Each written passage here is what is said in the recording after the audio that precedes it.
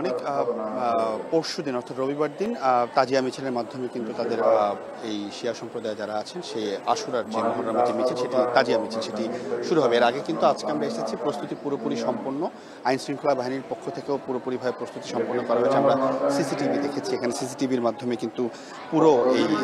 হোসেনি দালান যেটি আছে সেটি আসলে সিসিটিভির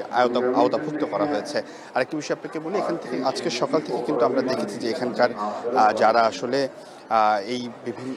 যারা আছেন এখানকার দর্শনার্থী তারা কিন্তু এখানে এসেছেন এবং হোসেনি দালানের ভিতরে তারা ঢুকেছেন, তারা প্রবেশ করেছেন, তাদের যে পবিত্রতা সেটি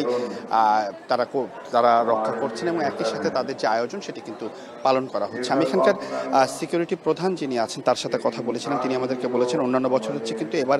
সিকিউরিটি অনেক বেশি নেওয়া হয়েছে এবং একই সাথে গতকাল ঢাকা মেট্রোপলিটন পুলিশ সহ লালবাগ থানা পুলিশের যারা প্রধান আছেন তারা কিন্তু সকলেই এসেছিলেন, তারা নিশ্চিত করেছে। এবার আমরা দেখেছি যে ঢোকার সময় সকল ধরনের ব্যাগ সহ অন্যান্য যে জিনিসপত্র আছে সেগুলো চেক করেই কিন্তু ভিতরে ঢুকতে দেওয়া হচ্ছে।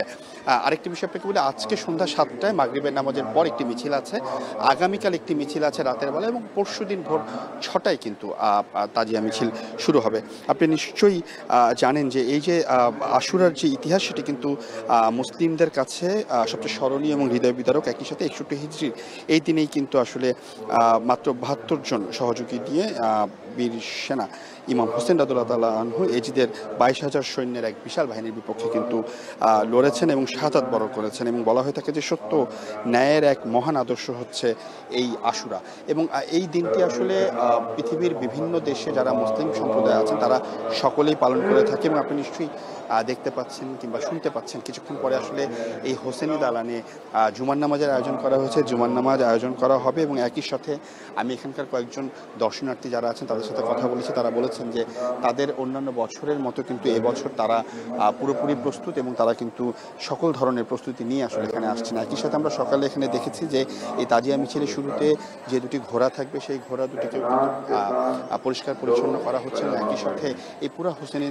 পুরা হোসেনি দালান যেটি আছে সেটিকে কিন্তু ধোয়া মোছা শেষ এবং দর্শনার্থী যারা আছেন, যারা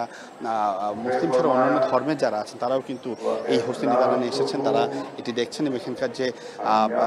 এই যে হোসেনি দালানের যে শ্রদ্ধা সম্মান সেটি কিন্তু তারা দিচ্ছেন এবং এখানকার যারা আছেন তারা বলছেন যে এবারকার যে তাজিয়া মিছিল সেটি আসলে অন্যান্য বারের তুলনায় আরও শক্তিশালী হবে, কারণ যে আইন শৃঙ্খলা বাহিনীর যে প্রস্তুতি সেটি কিন্তু পুরোপুরিভাবে সম্পন্ন করা হয়েছে। অনেক এই হোসেনি দালান থেকে আশুরার যে মুহররমের তাজিয়া মিছিল বের হবে সেটি সর্বশেষ তথ্য ছিল এই ছিল আমার কাছে।